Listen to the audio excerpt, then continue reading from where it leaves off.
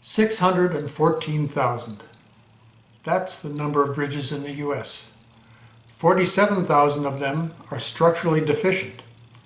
Structural beams are essential bridge components. The safety and stability of bridges is dependent on integrity of these beams. Every day, millions of beams are flexed over and over, designed to flex and stay strong if and only if they are in good shape.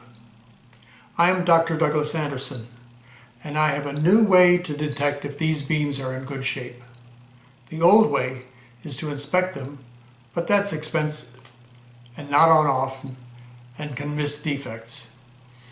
This patent-pending invention dynamically determines if a beam is flexing properly. Imagine a line along the beam's length at the midpoint called the neutral axis.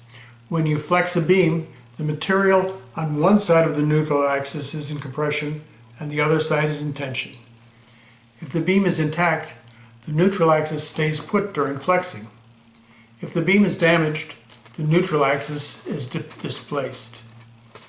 Movement of the neutral axis will crucially show if the beam is in trouble. My invention is a linear array of interconnected strain sensors to be affixed to a beam. The device will measure the deviation of the beam's neutral axis, whether the beam is tiny or huge.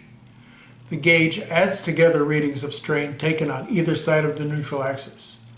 When the compression on one side equals the tension on the other, the sum of the reading is 0, and we know that the neutral axis is where it should be.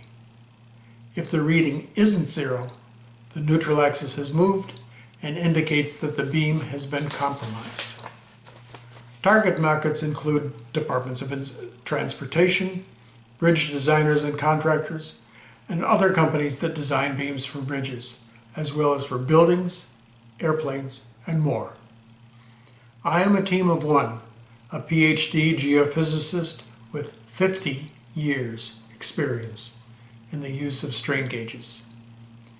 Beams are essential components of many structures.